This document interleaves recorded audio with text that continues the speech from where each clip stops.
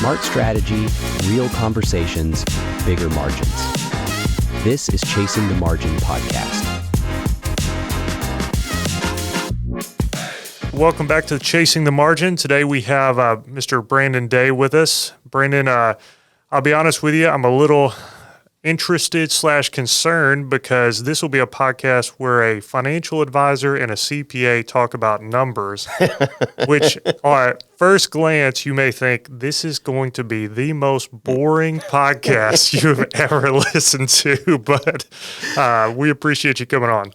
Well, let's start a full hour of talking about money supply and inflation. Yeah. So use all the big words that you can. Make sure you really confuse the entire audience. Yes, that's the goal here. And I'll today. definitely have some references that only a very small amount of people will even understand. Yeah. So, Brandon, just kind of tell us a little bit about you and what you do. Certified financial planner. I'm president of Advisor Resource Council and also president of 360 Wealth Planners. Advisor Resource Council is an RIA, or Registered Investment Advisory Firm. We are directly registered with the SEC, so we truly are independent. We custody with LPL Financial and Schwab. So two different options there. So again, part of one of the things that we hold very dear is our independence, and so having more than one custodian is one layer of that. In terms, and then my, a couple different passions. One of it has been to help coach entrepreneurs, and so at the Advisor Resource Council level, we attract advisors from other companies, typically coming from more of an employee type scenario, and really help them understand how to take what they've built and be more entrepreneurial in their approach and truly be independent. Yep. So I really enjoy that as well. And then individually, I really like working with business owners and individuals as well. So there's something that, while doing compliance and operations is important for a good business, it's not exactly the thing that gets you out of bed in the morning and makes you excited. Okay. It's important, but excited is not the word I would use. What does get me excited is, seeing somebody and set a plan and helping them with that plan and seeing them realize the fruits of all those meetings, of all their hard work, and seeing them reach a point of financial independence, a point of legacy with family and friends or charity or whatever is important to them. But seeing people's plan become realized and truly tangible is part of what's still very important to me, and still something I do with working with a lot of individuals as well. Yeah, that's awesome. So would you say what percentage of your client base is actual either self-employed entrepreneurs, business owners? I'd say probably 60-40. I'd probably say about 60% of my clients are business owners or at least have ownership or C-suite type individuals. Yeah, and I would say that's probably pretty high for a financial advising firm, isn't it? Like that ratio being 60-40, or is that kind of normal? I think that's definitely a little bit more of an outlier. So just my background of building a business, and I certainly didn't build it myself. I have partners and really smart people around me that do a good job of making me look good. But I've fumbled through building a business and made mistakes along the way, and understand some of those challenges and headaches that business owners have. And with that, it's just been a very natural segment of people that I gravitate to and gravitate towards me, I think, again, because I'm not just advising them based on what I believe is important. I'm also talking from direct experience. Right. Well, I think that's why we work so well together, referring back and forth, is because a lot of financial advisors, they only think the financial advising side, and kind of like you're saying, you think not only the financial advising side, but all the pain points of being your own your own boss. Oh, and yes. there's a lot more to some of your financial decisions than just trying to get the largest ROI. There's a lot more that goes into it. There's a lot of things that they don't teach you in MBA programs. Right. Being an employer and the various personalities and challenges and things you're going to come across. Again, that some of those, it's not just about P&Ls and balance sheets. There's a lot of things that are really important to actually the success of the business that are not just pure numbers. Yeah, yeah. And that's the numbers part is the more difficult part, right? Because the people side of the business, that's easy. That's Sure, no problem at all. Everybody always gets along. Nobody has egos. Nobody ever gets their feelings hurt. Yeah, you've never had that. You never have a bad egg that maybe does something they're not supposed to do, and this is not like we live in a litigious society or any of those things. No. It's really easy. Yeah, that's right. Well, Brandon, why did you choose financial advising in general? When did that happen? Was there like a moment in your life where you really thought this is what I want to do, or what? How did that go? Yeah, I was always interested in investing in money, and really it started with a couple of investing classes when I was in school at Texas Tech. And where I started out originally was in doing corporate finance for a company called City Capital, part of Citigroup. Mm-hmm. And I worked in the loss mitigation department, which basically means after 6, 8, 9 months of some business being delinquent, a branch would write off that loan and send it to our department. And we would figure out how we negotiate on this. Do we pursue it legally, et cetera, but trying to minimize the loss was part of what I did. So, Okay. Probably the main moment that I'll call it the eureka moment was there was a particular situation, a trucking company out of Ohio. They had some floods, and lost almost 20 rigs. And it wasn't a huge trucking company, so losing 20 rigs was a really big deal to them. Uh-huh. And from talking to the owner and him coming across as very sincere and really looking through everything, it just made sense to give them a chance to dig out of this hole and work with them. And so we renegotiated a lot of the debt and restructured a lot of things and allowed them to essentially stay in business. And it was several months later, but I get a call around just a little before Christmas, and it was this individual, and he just wanted to call and thank me that he wasn't sure if he was going to even be in business. He definitely didn't think he was going to be able to have some of his longtime employees. He thought he was going to have to lay off most of his staff if he did stay in business. And not only was he in business, but he was able to keep his staff on board for the most part and give them a small Christmas bonus. And so to me, that was the moment. That was that, why do you do what you do? Right. Right. And I wanted to work directly with individuals and business owners to help them avoid some of these situations as best as possible. Obviously, there's certain things that are out of our control, but how can we better plan and better then also adapt to different situations? And so that's where I made the shift to leave the bank. Thank God. They pay well, but I don't think it was good for the soul, personal experience. But no, then I wanted to really just work with people directly and truly see that impact. Okay, got it. So it was that specific instance that made you not only really want to pursue the financial advising route, but completely branch out on your own. It was that moment that turned that switch for you? Yeah, I in terms of branching out on my own, I knew as I investigated it that I would want more independence. Now, I didn't know what I didn't know at that point in time. I'm just, in my mid-20s at the time. So I got in with the firm, and it was a good firm, and I'd call us semi-independent. Mm-hmm. But there was still, as I got to know the industry more and got more educated and experienced, that, around 2008, 2009, I could really start to see if I'm really going to be able to help people the way I want to, I'm going to really need to branch out and be truly independent. Yeah. And that led to 2010 leaving and eventually starting the company. Okay, got it. So is that when you started 360 Wealth Planners and Advisor Resource Council? Was it at the same time or different times?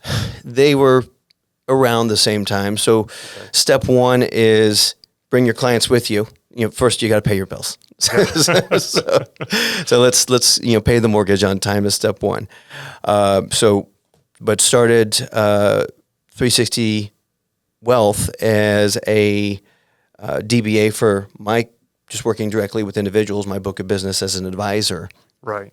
And one of the things I noticed as I was now on the independent channel, the independent side of financial advising, is there was a lot of advisors who are independent, but mostly 1 and 2 person shops. A lot of Lone Rangers and very disconnected. But nobody ever usually starts independent. You graduate to it. You start somewhere, Merrill Lynch or Edward Jones, or go down the list. You start usually there, and then typically branch to graduate to independence. And with that, as I looked around, I thought, there's all these experienced people on the independent side with a lot of different backgrounds and great, very talented people, but they're not communicating. Mm-hmm. And so there was another eureka moment where most of us came from some type of firm, some type of situation where there is a little bit of that tribal knowledge that's shared and that sort of thing. And so that became the eureka moment for what would eventually become Advisor Resource Council. Let's create a network for independent advisors to collaborate and share this wisdom, but still maintain their independence. Yeah. And so that was how that was born. Got it. Okay. Yeah, and then kind of explain to us maybe the differences between those two companies on a high level, but detailed enough to where people can understand it. Obviously, you have 360 Wealth, but then you have Advisor Resource Council. I know how you work very well because we work together. Right. But maybe somebody who doesn't know anything about you, how would you explain the difference? It's so easy to understand. We actually had to build a diagram. So, but if you're thinking, 360 Wealth Planners is my personal practice of when I still work directly with individuals and business owners, and I have a staff that helps support me in that endeavor. With that, we plug into, along with other independent advisors, we plug into Advisor Resource Council, or ARC. And ARC provides compliance oversight, which is required by regulators, but also gives other value-add items. It'd be consulting, which is where I come in, administrative help, investing. We have investment teams and other different value-add items for advisors to plug into if they want it. Yeah. So it sounds like not only do you have a passion and a heart for helping, clients grow their financial spectrum, but also the advisor side of things. It sounds like maybe you have a heart for those guys as well, whether they be somebody who's tenured or somebody that's new. You're trying to help them as much as you can through ARC. Yes. I mean, I think, if I wouldn't have gone this path, maybe a little part of me has a little bit of a teacher's heart. Right. I enjoy that aspect of helping people better understand a situation, and then building on top of that and really building an actual path, a plan. Yeah. And so you can do that with an advisor, entrepreneur, and you can do it with an individual that's not quite sure what to do with their 401k, or they're coming up 10 years from retirement. What are they going to do? A lot of the components are similar. Yeah. Yeah. So you mentioned this a little bit earlier, and I'm always curious. When you were first getting started, first branching out on your own, like you said, you got to pay the bills. Mm-hmm. So what was your game plan when you were starting? Did you buy a complete book of business? Did you just take some of the people that you had? What did you do? I just jumped in the deep end and started swimming. Hope you could swim. Yeah. Well, you're going to learn one way or the other. Yeah. I built my business from scratch. The building process that I was coached on early in my career was write down 100 people and go get them. There you go. My very nuanced business lending program was called a credit card or credit cards, Amex and among others. So when you are starting from scratch, you have to get scrappy. You have to get creative. You have to take chances. And so, yeah, there was no book of business waiting for me. It was truly just, okay. One of my favorite quotes from Wayne Gretzky is, he said he was great not because he skated where the puck was, but where it was going to be. And I think I could really see, and many others could see it as well, that the old school stockbroker style was withering, and the independent advisory style, the RAA style, where you act as more of as a fiduciary, that's where the hockey puck was going. And I knew long term that's where we needed to get to. Yeah, I got you. And then did you choose LPL right out of the gate, or did you go with somebody else? I used at the time, and still at this time, LPL is the largest what's called broker-dealer that caters to independent advisors in the United States. Probably in the world, but I don't know. I can't say that from 100%, but 100% definitely the largest in the United States. And so they were the largest. They also were the only one I knew of at the time that was helping to facilitate and was open to independent advisors forming their own RAA. And in that scenario, it was called the hybrid model, which was, okay, you can form your own RAA. However, for what's called brokerage business, and again, I don't want to get too technical, but the brokerage business, by mandatory regulatory reasons, has to be held at a broker-dealer. And so you had to have a broker-dealer if you had brokerage business. If you have advisory business, it's held at an RAA. Well, what if you have both? Well, you need both. So that's the hybrid aspect of it. Yeah. So most broker-dealers did not allow for that type of construct. You had to use their corporate RAA. And again, that's a little bit more the corporate employee model. And again, we definitely wanted to make sure that we were truly independent, and we were never going to have any sort of question about our motivation. Yeah. And even with the people that you work with now, like under ARC, all of those guys are 1099. So that would be one pretty dramatic difference from those two examples that you're saying, right? Sure. Well, first, we have nobody who's under ARC. They are with ARC. Yeah, that's right. In case the government's listening. Well, we cater to the entrepreneur. And so we are a service model for entrepreneurs. That's what ARC does. We provide services to independent financial advisors. And if we're not doing our job well, they obviously can go somewhere else. They are independent. So they are truly, we are a service provider, and we have to earn their trust every day. Yeah. And one thing that you've kind of described is you're a teacher, or maybe another word would be a mentor to a lot of these guys, trying to help them along the way. And ARC in general just kind of helps people. So when you were going through these transitions or those eureka moments, did you have somebody that was a mentor to you that you really admired? Not directly, which is, I will say, knowing others who've gone along this path, I think that was a bit unique that I didn't have a mentor. But I did get some good advice when I was young and before I started truly independence. But the advice was to not just read deep, but to read broad. And what I was being taught was to really expand how you see things and really look at different perspectives and be broad in the way you see the world and the way you think. And that emboldened me to really, I guess, get my 10,000 hours. You say it takes about 10,000 hours to become a master of a certain subject or discipline. So I just poured in time and hours into learning the craft in the first few years of the business. And I think that gave me a big advantage relative to most. Yeah. Well, one thing that's been interesting to me in starting the podcast and talking with business owners is, I guess I would have always thought that having a mentor is just a normal thing. Everybody had some form of a mentor. But like you said, you really didn't have one directly, and you're not even unusual with the guests that we've had on so far.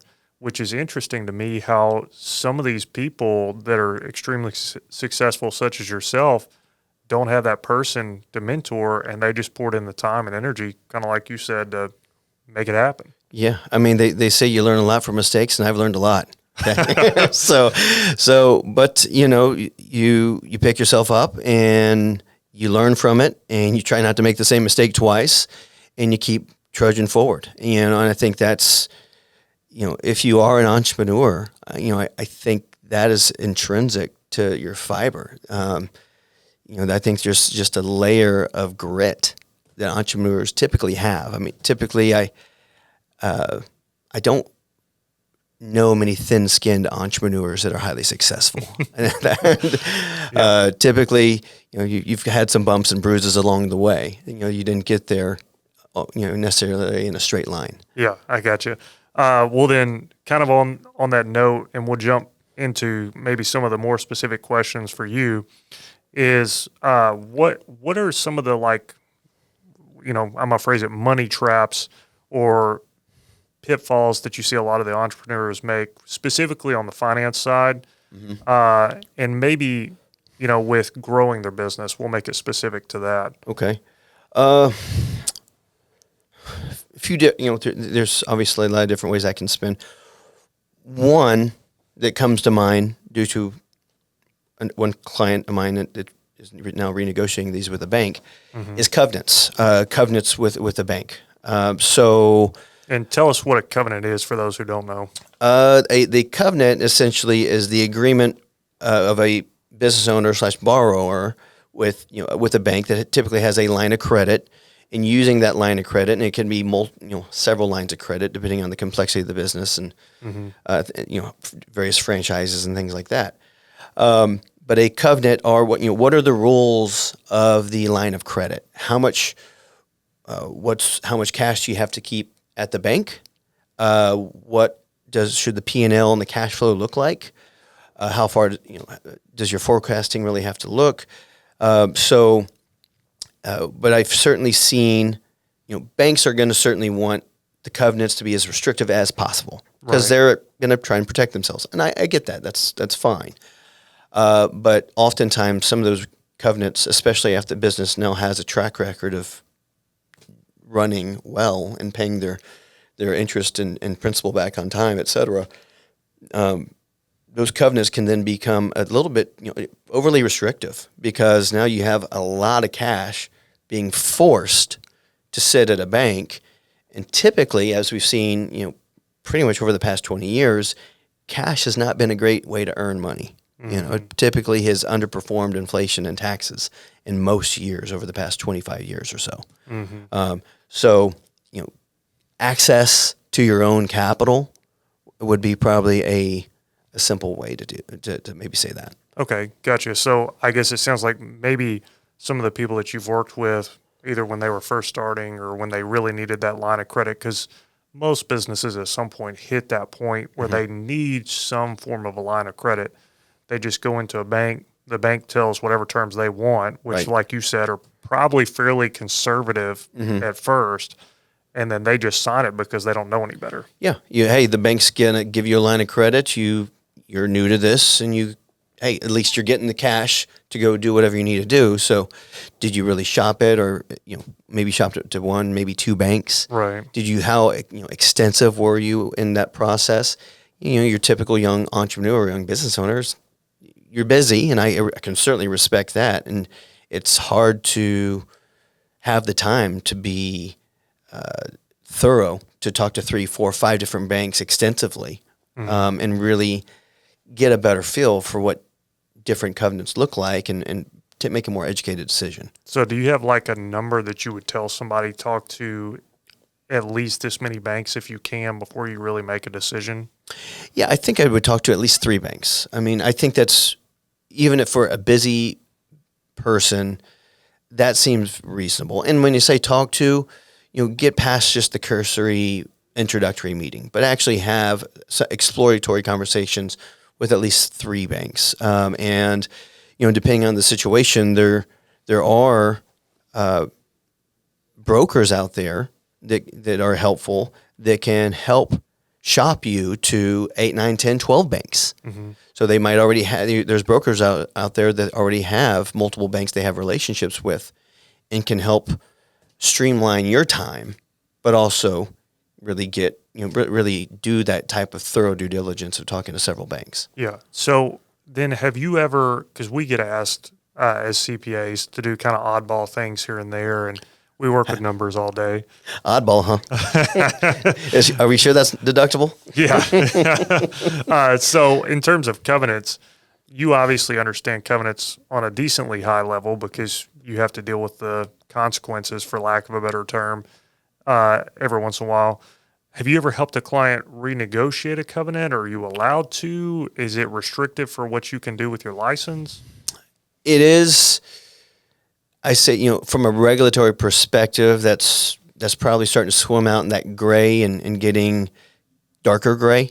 Now, from an advisory perspective, can certainly look at it as, okay, if you had less restrictive covenants, more access to capital, what else could that capital be doing for you, whether it's hiring or expansion or or coming up with golden handcuff type scenarios to lock up your key people that if they left you, it'd really put the business in a bad situation. But cash is king. It's certainly for an entrepreneur, and so access to, you have the cash, but if it's locked up, what is it really doing for you? And so I think I can help paint the picture of what more access capital would help with. But in terms of renegotiate, I would, that's really a CFO's job to really do that. And again, there's also fractional CFOs out there, some good ones that could help entrepreneurs. So if you're not big enough or ready for a full-time CFO, and that's a question a lot of businesses ask, at what point do you cross over? You need a full-time CFO, and I think that's a real sliding scale. But I think you can still hire a fractional CFO for something very reasonable that can help you in something like negotiating covenants, and has a lot of experience negotiating with different banks. Yeah, we actually provide fractional CFO services for several clients for the exact reason that you just said. Right. It's like a good CFO is probably $200,000 to $300,000. Easy. Yeah, easy. So for that price, for a business that, even at $10 million in revenue, $200,000 to $300,000 for one person is really expensive. It is. But you do, better covenants, having better cash flow forecasting, building dashboards, with, more visibility of your KPIs or the things you should have, more simplistic ways to track. If tracking your KPIs is a full day project to find it, yeah, you might want to take a look at that, and that's something that fractional CFOs can certainly help. And of course, the great thing also about a fractional CFO, not only is it not the huge capital commitment, but it's probably something that you can ramp up and ramp down depending on what your current need structure is. Yeah, for sure. So then, and this may kind of tie into a lot of what you're saying, is there one thing that you kind of start when you first bring on a new client and they're an entrepreneur, they have a business, that you say, okay, we need to start by getting this one thing right before you can even venture into more complicated financial matters? Yes. I mean, if cash flow forecasting is paramount to any business owner. You set goals, and most business owners, I think, intrinsically are going to set sales revenue goals. That's the simple part. But getting more into the minutia, okay, but how many salespeople do I have to hire? Do I need a couple really good ones? Do I offshore some of this? How am I going to actually execute the nuts and bolts of running this company to achieve that revenue goal or operating cash flow goal? And so understanding that operating cash flow component and really able to understand, gross revenue is nice, but after you pay what you have to pay, what are you really operating on? And as you grow, how many more people or technology is another huge thing, component of investment. What are you going to have to do? Or space? Do you have to take down more space, et cetera? those are things that if you have a good granular gauge of what I would, your operating income, I think you are just much better suited to really understand how feasible these various goals are and what the impact of different decisions has. Yeah. So what you're ultimately saying is the margin is important. That's exactly what I'm saying. Okay. Yes, so no. endorsing us is what you're saying. Yeah, but yeah, I think I've come across many businesses that have fantastic gross revenues, but the margin was terrible. Mm-hmm. And there was a lot of waste and a lot of just mismanagement. And a lot of it was just lack of visibility, lack of knowledge, And at the end of the day, whether you call it operating income or gross profit or margin, they're all different forms of margin, right? But understanding whatever margin is most applicable to your business, and different style businesses can have different metrics that are going to be more applicable. But yeah, that margin aspect, if you're not really intricate with understanding where you're at and how you're getting there, I think you're going to have a very challenging time being successful in the long term. Yeah, I agree. And even more so, and I'm sure this is kind of what you've seen as well, we've seen clients with tens of millions of dollars in top line revenue, but their brain operates on cash. And like you said, cash is king, and that's true. But when you don't look at things from like an accrual perspective, ultimately it's going to catch up to you. Absolutely. Yeah, and you can boil that down to just an individual, mass affluent individual who's not a business owner. Oftentimes, they look at how much is when they go to the ATM. Right. They base that psychologically on how well they're doing.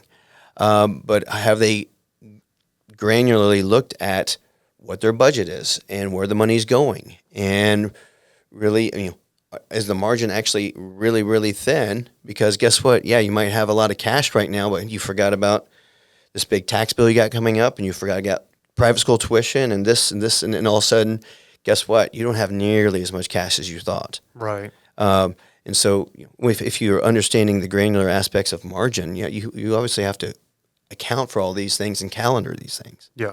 Well, since you brought it up, because you said tax, and my brain immediately went, oh, yes, let's jump on that. So this is one of the areas that you and I work with each other a lot in, is I have a client that's a successful client that does understand all of these complex things, that's doing well. And then we have a large tax bill come in, and they're like, okay, well, you're my CPA. I need you to figure this out on how to lower it. Yeah. And one of my easiest things to do is to refer them over to you through some type of retirement planning. So talk to us maybe about some of the best retirement stuff that you do through 360 and ARC.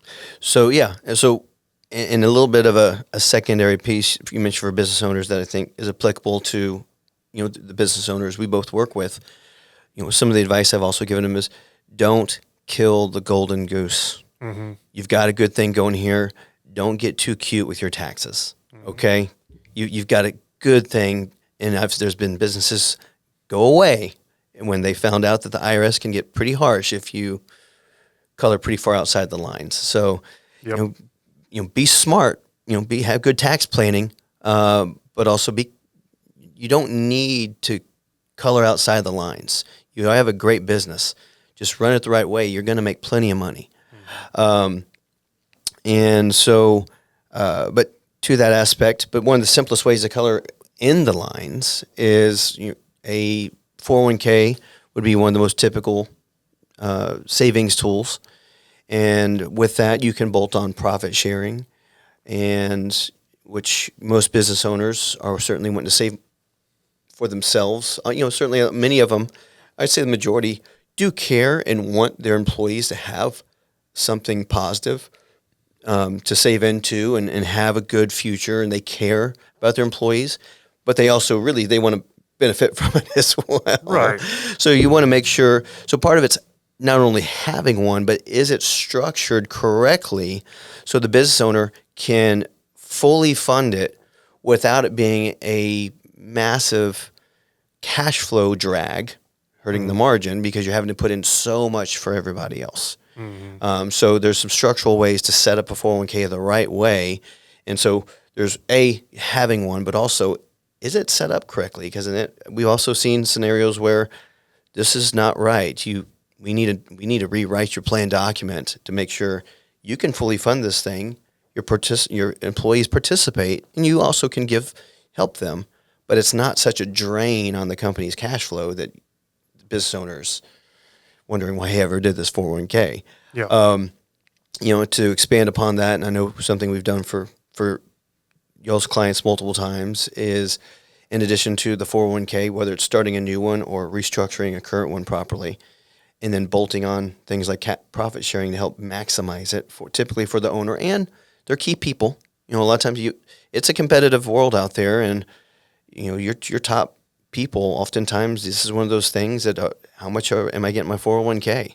And there's a lot of headhunters calling these people. So make sure you are, making sure you have the benefits that they're looking for. Yeah, like those golden handcuffs that you were talking about earlier. Correct. Yeah. So, ways to structure that. And there's a lot of different ways that you can bolt on both within a 401k or even mirror it for your C-suite top people. And I'm usually talking about your top 2, 3, 4 people. Right. So something very, very specific for your very top people that if they left, the business would certainly suffer. So a lot of different ways to structure that as well that we help with. And then one of the other items is specifically usually very good for the owners is a cash balance plan, which they've become really popular, more so in the past 10 years. The legislation that made them more viable came around in 2010, 2011. But essentially, it looks and smells like a pension plan, but it doesn't have all those long-term obligations. Like I always tell people when I first say, this is not your daddy's General Electric pension plan, okay? This is a structure where that's going to help us put away a lot of money and save you hundreds of, you might be doing 6 figures a year pre-tax, but without all the upkeep of a traditional pension plan. And which is really good for anywhere from the sole proprietor that doesn't have any employees to, we've done them for companies with as many as 30, 45, even 50 employees. Yeah. Yeah. And what I always tell people is to explain that you kind of have those 3 pieces. You have the traditional 401k that's just like any other W-2 job that you contribute to. And then you have a profit share, which a lot of W-2 jobs have those as well. But then the cash balance thing is the thing that a lot of people don't understand because maybe they haven't heard of it. And you correct me if you disagree with this number, but depending on age and amount of money that the owner's making and that the company's making, that number could be 100 to 300 to maybe even a little more into that cash balance plan. Yeah. I mean, so because it's based on actuarial tables or age tables, like a pension, we're using a hypothetical formula to create a hypothetical stream of income when somebody retires. Now, again, what actually happens is when the cash balance plan is done or the business owner exits, all the money is just rolled out to an IRA and off you go. But because of the actuarial table, the older you are, typically the more money you can put in because of the closer you are to age 65, the less time you have. So therefore, the more you have to put into the bucket to produce a certain stream of income. Yeah. So, one of the clients y'all referred a few years ago, husband, wife, won't give too much information for confidentiality reasons, but now they were textbook business, doing great, plenty of cash. They did not have a cash. They had too much cash was the problem.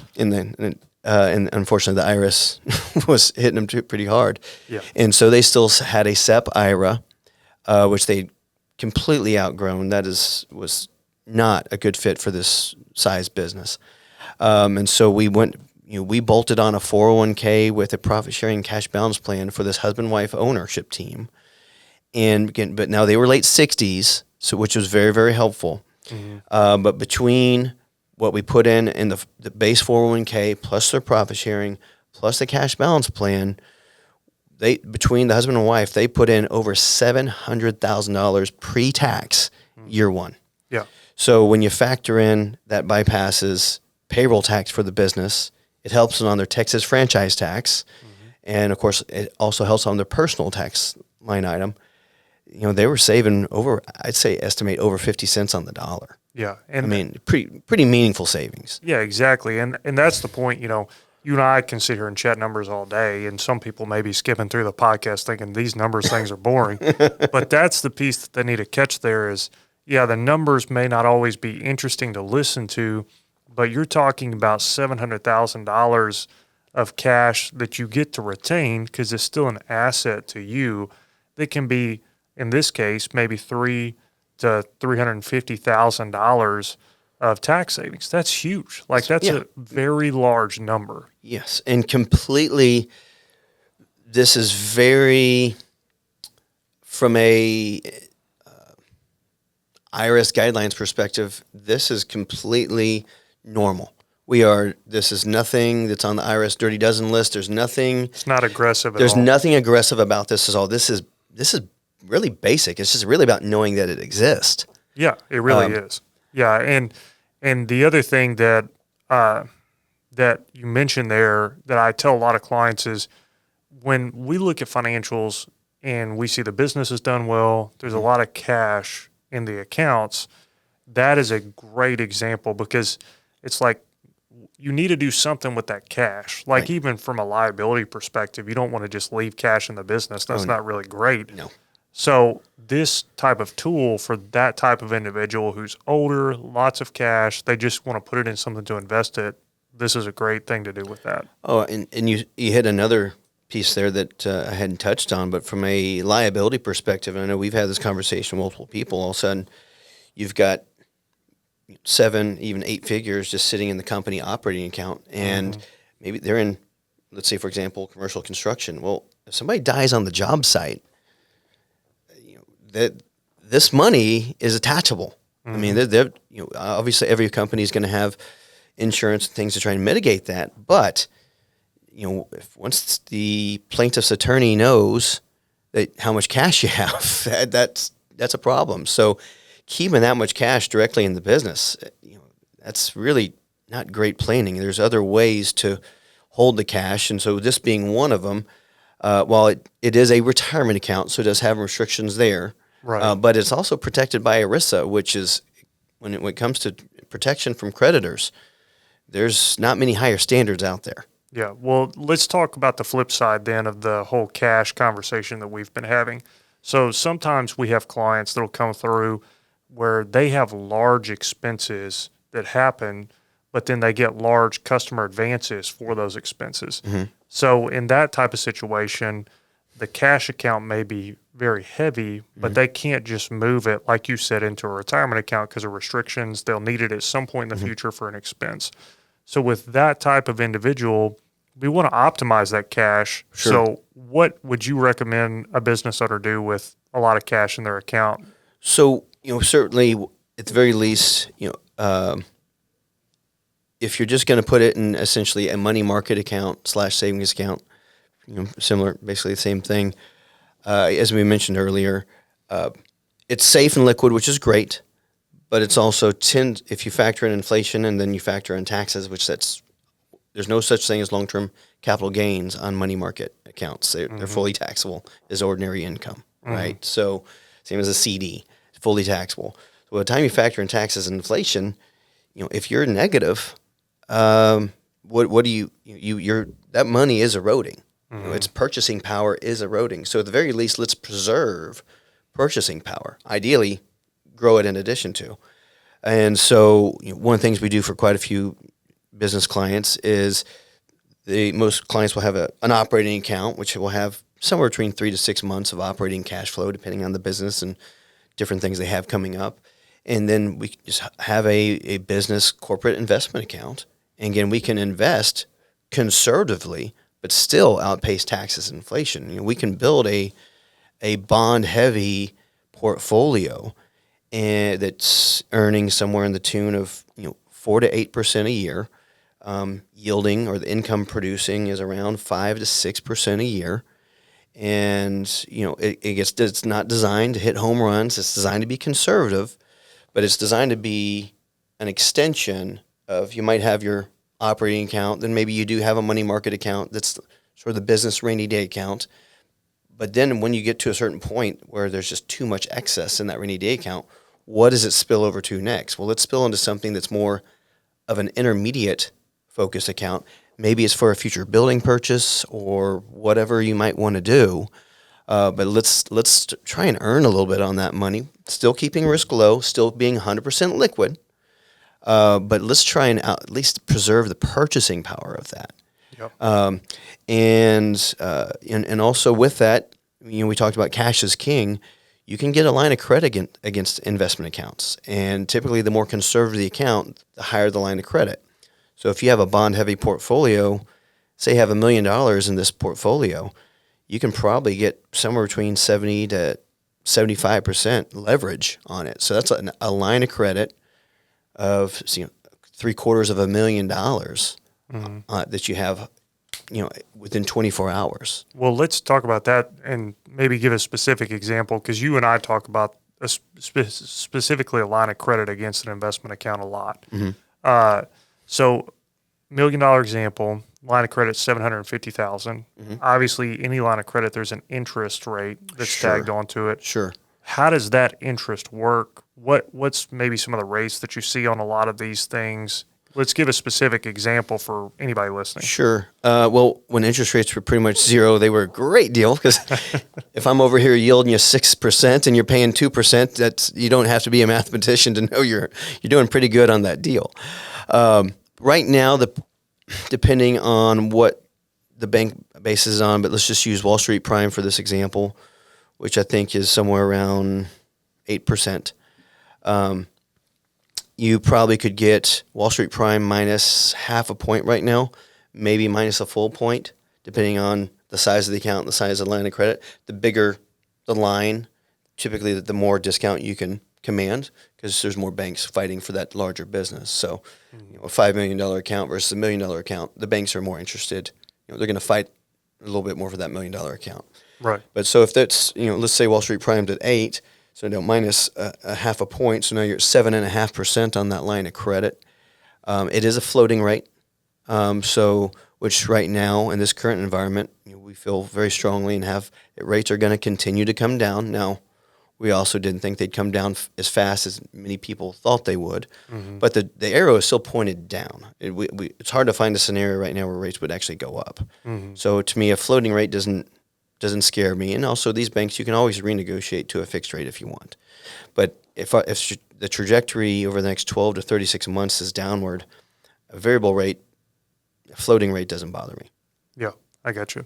So then ultimately you pay the bank 7.5%, but then you're allowed to take that money, do whatever you want to do with it, completely, use it however you want. You can, they don't, you buy a boat, they literally don't care.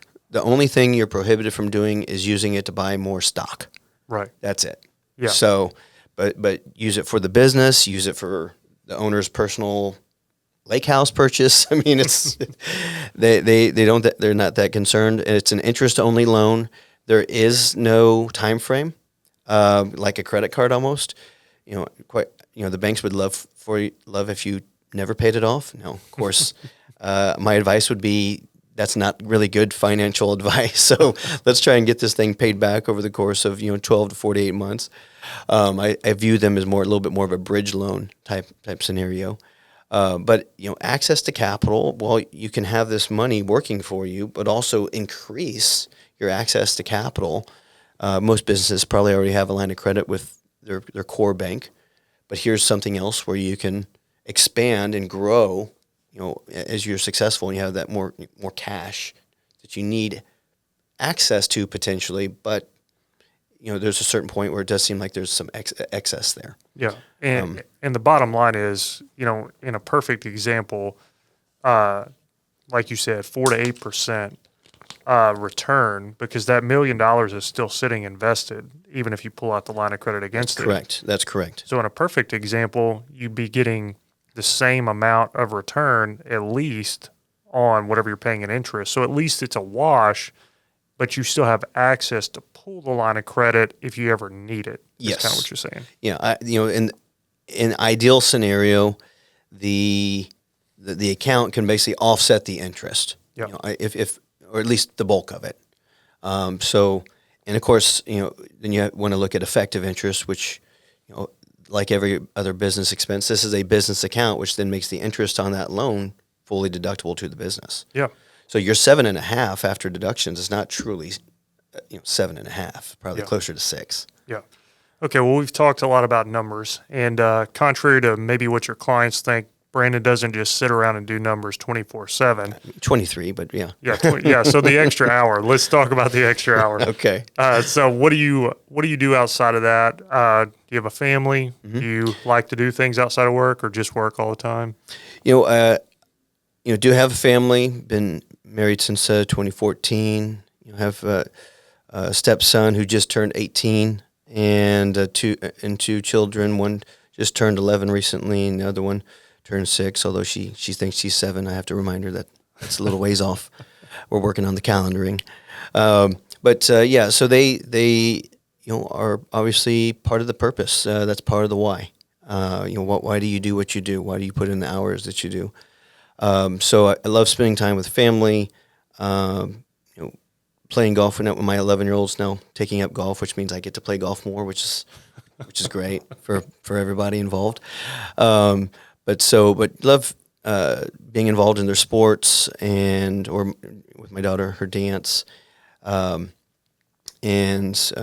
between that, really, I enjoy cooking, golfing, spending time with kids. We spend a lot of time at the lake, and certainly love traveling. I like mountains and beach. My wife really likes beach, so we take a lot of beach vacations is what that means. Yeah, exactly. Yeah. So you compromise and beach. Obviously. We compromise and we always go to the beach. So that's the way that works. Yeah. And certainly in love and helping my kids see a lot of different things. And maybe I was a very blue collar family. So, we didn't have the ability to take some of the vacations that we take now. So wanting to expose them to some of those things, and hopefully they appreciate it. Yeah. Well, I'm always curious about our guests and all of the clients' personal lives and why some of their personal life impacted their decisions. So was there ever a moment where either marriage made business owning more difficult, or maybe it helped you because you were married? Mm-hmm. What's something that comes to mind? Is my wife going to see this podcast? Okay. I'm always waiting for somebody to say it's more difficult. I definitely was deliberate in my decision to wait till marriage and kids till later in life. Mm-hmm. I thought that starting a business, which is ultimately what I thought my calling would land me at, and what happened, I always thought that it was going to take up a lot of time in the first few years and just be really difficult to have much time for those other important personal relationships. And were you right about that? Absolutely. The first 5 years of a business is at least my experience, very difficult. There's just a lot that you're learning on the fly, and you prepare the best you can. And one of those, what they say, you prepare and God laughs. There's no doubt that you do the best you can, but there's going to be things that there's no way you could have seen that coming. Mm-hmm. So certainly but then fast forwarding to then getting married and having children, where I was more established and had probably kind of already had the 10,000 hours. Mm-hmm. So I had the bandwidth mentally and just realistically to do other things. And so, one of the things I, hold dear is I learned something from a leadership course that actually your company helped facilitate, John Maxwell. A lot of great leadership courses, but definitely was some worth looking at for entrepreneurs out there. But one of the aspects that stuck with me was attitude as a choice. And I don't have to take my kids to school every day. I get to take my kids to school every day. Mm-hmm. I get to pick them up on Fridays. And when I do, the cell phone is turned down, the music is turned down, that time is our time and it's sacred. Mm-hmm. Yeah. And you get to take a beach vacation. Yes. I get to, and then I get to pay it off. Yeah. Yeah, that's what you tell yourself. Yes. So then let's talk about the kids thing too then. Has being a dad made owning a business more difficult? Has it come with challenges? Have you planned for it? I think there's aspects of both. I think when you have, that sense of purpose of watching children develop and wanting to give to them, not just things, not just toys or not just vacations, but give to them wisdom, give to them knowledge. Please, son, learn from some of my mistakes. So, so you don't have to make the same ones. Although he's a little hard-headed, so there's a good chance that he's going to learn a lot on his own. But was young Brandon hard-headed as well? Yeah, I think if my parents were here, they would agree with that statement. They'd say that, what goes around definitely comes around in that aspect. But yeah, I do think that's purpose is a great driving factor. Well, I love what I do. I love the people I work with. We have a great culture and great staff. Working and getting to coach mentors, advisors, getting to coach, mentor professionals, and really help them improve their lives, their outcome. Those are all things that's what gets me up in the morning. But I think you just keep adding on things, and to me, kids is that was that next logical thing to add on to drive that purpose. Yeah. So it was a very intentional step that you took. That when you wanted to have kids, you were really ready to have kids at that point. Yes, financially and mentally, I was ready. Yeah. Well, I mean, that's something that people always laugh at me about is the kids conversation. And then I always say the financially thing, and the response is always the same. Oh, you're never financially ready to have kids. Yeah. Did you feel like, oh, you're for sure financially ready? And then was that actually true, or did that change? Well, obviously we can define what does ready mean, right? Okay. And then God laughs. Yes. And so, to that aspect, I mean, are you ever 100% ready? Of course not. But are you far more financially stable as a 30-year-old than maybe as a 25-year-old, or as a 35-year-old as opposed to a 30-year-old? In my situation, at least in my case, yes, far more financially stable and knowledgeable about certain things. So obviously there's always going to be aspects that you're not ready for, but at least those pieces, I certainly had a more firm footing on. Yeah. Well, that's great. Let's jump back into some of the business stuff, okay. / investing stuff, before we run out of time, because I think you have a lot of wisdom here, and I want to make sure that the guests get to hear from you. Do you think that people overthink investing in general? I think it's some people do, but I think it's oftentimes people maybe oversimplify in some situations. And simplification, an example of that might be, there's nothing wrong with index funds, for example. And Vanguard has done a great job of lowering overall costs in the industry, which is a good thing for investors, and I'm totally for that. And if you're 25, years old and you've got a lot of time in front of you and not necessarily a lot of money, just simply putting money in an index and doing it on a regular basis, it's simple and it does work. However, I think as you graduate through different chapters of life, and now you have less time and also now you have a lot more money than you when you were 25. If you're still using that oversimplified process, it may let you down. And there's, I think, other aspects that you really need to start to consider as an investor. Yeah. Well, and then you kind of touched on this. A lot of the clients that you and I work with together, they're kind of older, and on paper, they're worth a lot of money. Let's say it's somebody who's worth $20 million.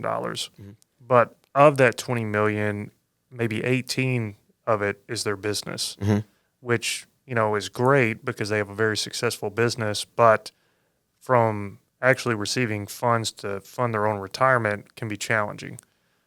How do you deal with those types of people? How do you deal with planning for those types of people? Do you help with exits, things like that? Yes. Obviously somebody's personal finance for a business owner, your business outcome is directly tied to your personal outcome. So when we do, typically do a financial plan, we really want to stress test the business and not just look at your personal financials, but really get a good grasp on the business. And okay, what does an exit look like, and what do you think, and where do you come up with that number? And as you probably know, as you've coached business owners, sometimes it was Google. Like, oh, okay. Are you comparing yourself to $1 billion company? That might not be the most cogent comparison to look at when you're evaluating what you should get for your business. So all that, and what happens if your industry changes and suddenly your business is worth a lot less, and you were almost exclusively counting on your business being the only tool. It's one thing if it's the primary tool, but oftentimes it's basically the only tool or close to it for some business owners. And I think that binary approach is one of the things we try and pull them out of. It's not all or nothing. It's not on or off. There's different aspects, and we can have things besides just the value of business. And by the way, how do we start to monetize that? Okay, and what does that look like? And what does that exit look like? Those are all okay. If the business is going to be a big piece of this, have you done detailed exit planning?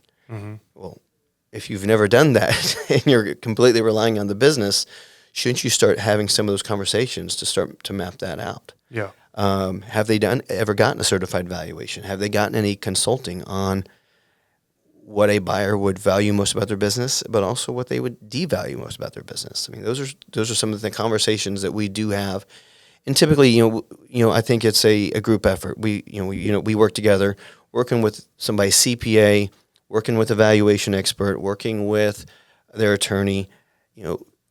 As we've been on some joint calls together. Hey, let's just get all of us on. Let's get the CPA. Let's get the valuation expert if they outsource that. Let's get the advisor. Let's get the clients, and let's get the attorneys. Let's get everybody on the phone together and really think through all the different pros and cons for the business. Yeah. And so, I think ultimately a team approach is what most entrepreneurs really should be looking for. Yeah, I agree with that. And I tell clients that all the time. You're going to have a question, or maybe one of your advisors is going to have a question that's going to be for me. And then, like you said, they're going to translate that to me and then take it back to the advisor. And it's just too complicated. So getting on those calls and just everybody hashing it out is so much easier. I cannot stand the telephone game or so-and-so said this. I'm like, I don't think Troy would have said that. Maybe he said something kind of like that, but you might be omitting some information that's pretty important. Can I just call Troy? It's just a lot easier if we just, But yeah, I mean, as somebody crosses that threshold, certainly, and now you have a successful business and cash flow is highly positive, you should have a team. And that team should be working collaboratively. Your CPA should know your advisor, and your advisor should know your CPA, and your attorney. They should know each other, and everybody. Essentially, we're all sort of. You know this. We kind of position ourselves as sort of a personal CFO, because what does a CFO do? Well, part of what a CFO does oftentimes is coordinate a lot of the other pieces. Not necessarily doing these pieces, but knowing how important they are and making sure that nothing's being missed. Yeah. And so, yeah, that's, I think a big part of what we do for a lot of our clients is be that quarterback, so to speak. Yeah. Yeah, I agree. So then we've talked about exiting quite a bit. Mm-hmm. So, these clients, they build this great business. They ultimately get to a place where they finally accepted. You've had enough counseling with them to say you're ready to retire, and they finally accept your counsel on that. So we sell the business, and then we have all this money that they give to Brandon, and they say, Brandon's team, we need you to invest this money. But then the market may not always go up. Sometimes it goes down. Yes. There's an old saying, it's escalator up and elevator down. Yeah. So So how do you calm that person whenever the market goes down? So over the years, typically anybody who's been with us for more than a couple years rarely gets too disheveled or panicky with downturns. Sometimes those who have been with us for a year or two might be a little more panicky if there's a major negative market event. And what I attribute that to is that we are not a rudderless ship, or we're not just floating out there with no sail. We're not just completely praying for the currents. When you manage risk proactively, which is a big tenet of how we manage money, we do think return of capital is every bit as important as return on capital. So managing risk does matter, but that's not something you just do passively. You have to be very proactive because risk ebbs and flows. As people get to know our process more and understand that there is a plan for volatility, and that actually volatility, when you have a plan, is an opportunity. And if you can learn how to protect the downside, but then monetize and participate better when it does eventually come back, then people start to go, okay, I get it. We have some things. We have, the analogy often I use is a car. If we're going to just talk about a balanced portfolio, for example, let's just say a 60% stock to 40% bond portfolio, probably the most common portfolio out there. So from our perspective, we don't think that risk is constant at the same exact level at all times. So let's say you're driving down the highway, you're driving down the Dallas North Tollway. You got 5 lanes. It's sunny. It's a Sunday. There's nobody out. Should you maybe go a little faster than 60 miles an hour or have more than 60% stocks? Yeah. I don't know that there's zero risk, but I can measure the things that increase risk. And in that scenario, let's be a little more opportunistic. However, what happens if it's raining? There's traffic ahead. Maybe slow that car down to 55 miles an hour or 55% stocks. Or maybe it's freezing outside or there's road construction. Maybe slow that car all the way down to 40 miles an hour. Now, we're not driving off the road or doing anything like that. Again, it's not binary or all or none. But if the road conditions change, shouldn't the way you drive change? Defensive driving 101. I'd say we just do the same thing from an investment perspective. We're not timing the market. I don't know what mile marker a wreck's going to occur.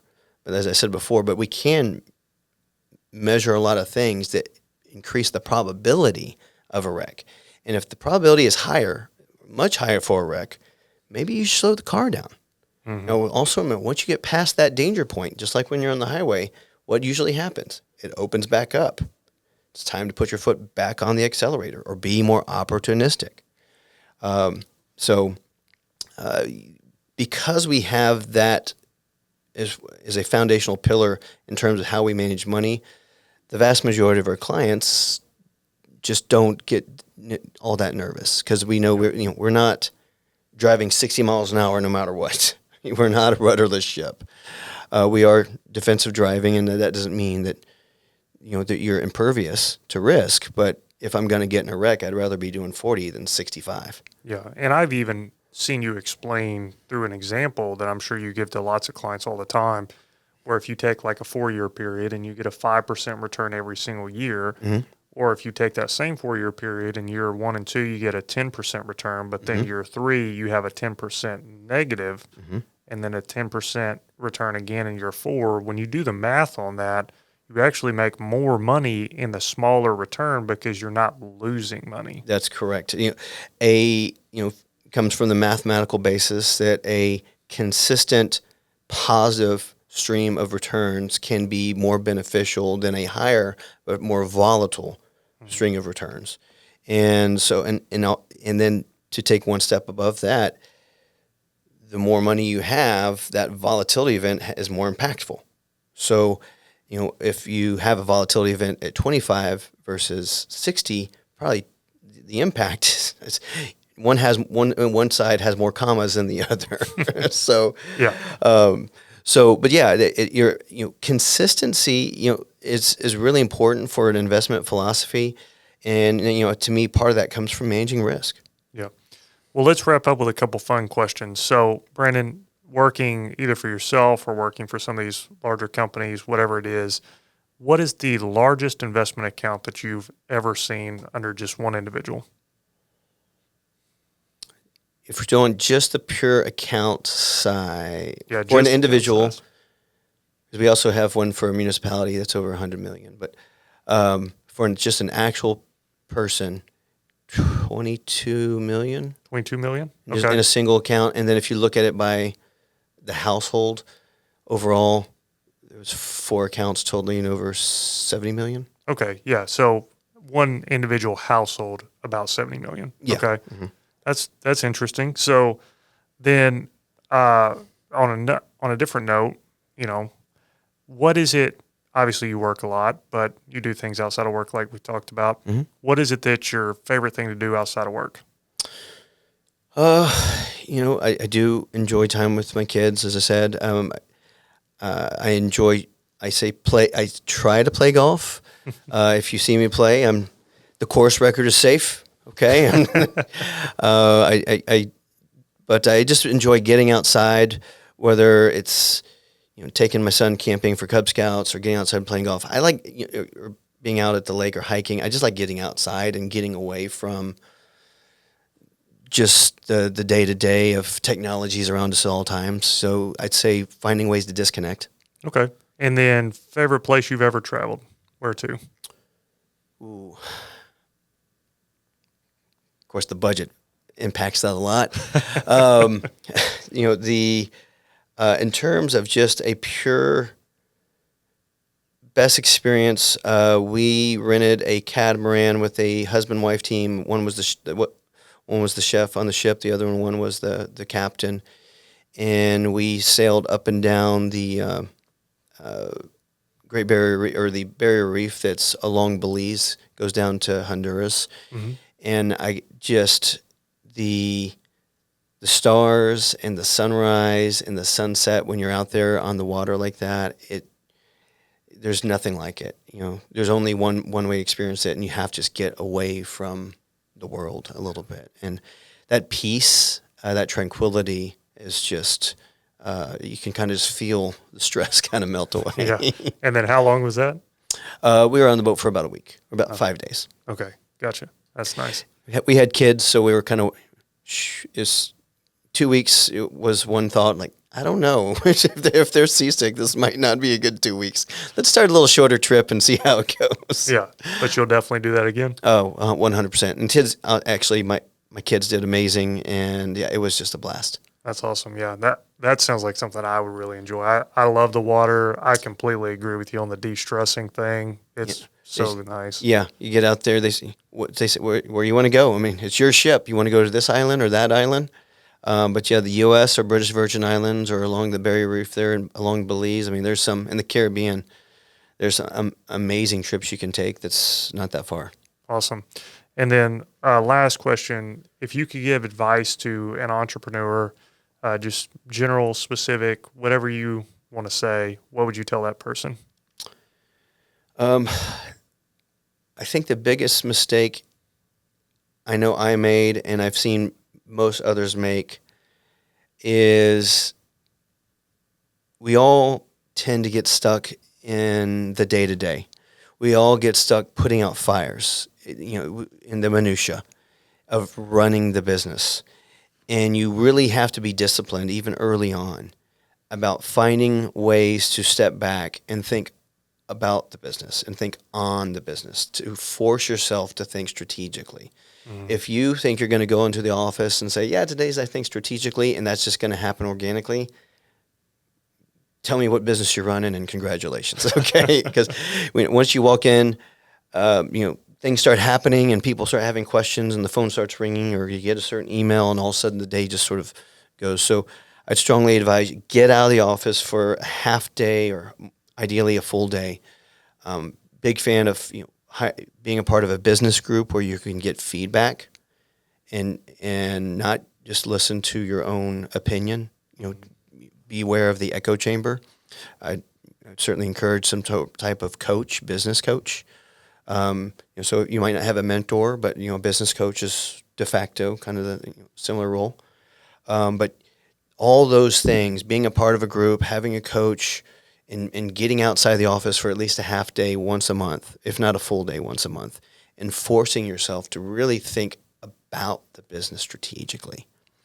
And it's it's something that you really have to be intentional and schedule.